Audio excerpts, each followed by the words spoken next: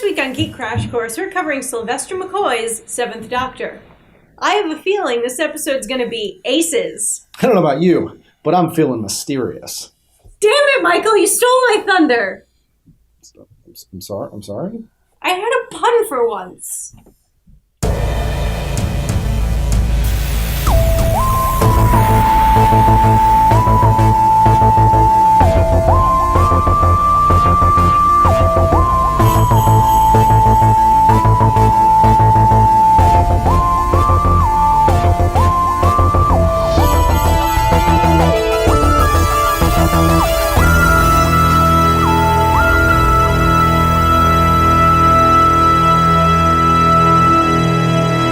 The Seventh Doctor era saw Sylvester McCoy take on the role, with producer John Nathan Turner remaining on board for what will be the final 3 seasons of classic Doctor Who.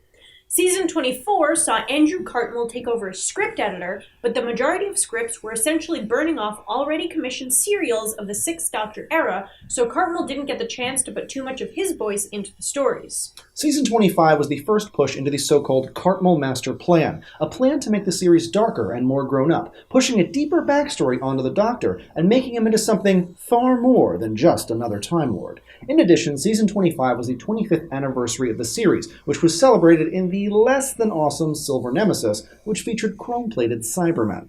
The idea of a darker Doctor really started to build steam in the increasingly dark Season 26, which saw the Doctor become more of a sinister mastermind figure. This season was also the last due to cancellation by the BBC. The darker feel of this season set the tone for the Virgin New Adventures novels, which would pick up where the series left off when it was cancelled in 1989. But more on those in a little bit. Sylvester McCoy later returned for a cameo as the Seventh Doctor in the 1996 TV movie, passing on the torch to his successor. The Seventh Doctor began as a bit of a bumbler when he started, but grew into a darker, much more manipulative persona, not afraid to use his companions in long-game schemes to fight his enemies. His costume consisted of a safari jacket, light at first and then dark later, plaid pants, and a Panama hat. The question marks on the previous Doctor's shirt collars were replaced with a brightly colored question mark vest, which was a questionable fashion choice. Just in case you forgot the Doctor was mysterious, he also carried an umbrella with a bright red question mark handle. In the TV movie, the Seventh Doctor was depicted as older, traveling alone and using a sonic screwdriver again. His outfit was also toned down, building more of an elder statesman look and feel to the old Doctor before his regeneration into the Eighth, which was caused by medical complications on the operating table after he was shot by street toughs on New Year's Eve 1999 in San Francisco. Get it? Questionable fashion choices. He's got question marks. I get why the Doctor got darker. You get it? The Seventh Doctor's Panama hat was actually Sylvester McCoy's. He wore it into his audition. McCoy kept the hat after the series ended and took it and his question mark umbrella with him to the set of the 1996 movie. The hat was used. The umbrella, not so much. The Seventh Doctor's era is an easy one when it comes to on-screen companions, with only 2 joining the Doctor, one at a time, starting with Melanie Bush, who stays by the Seventh Doctor's side after his regeneration, eventually leaving with roguish mercenary Sabalom Glitz. Ace then joins the Seventh Doctor for the remainder of the series. She's a working-class girl with a penchant for carrying high explosives in her bag. A companion in the punk mold, Ace tends to get pushed into situations by the Seventh Doctor's manipulation, but the 2 of them come to a mutual understanding before the end of the series. Ace continues on with the Doctor into the spin-off media of The Wilderness Years.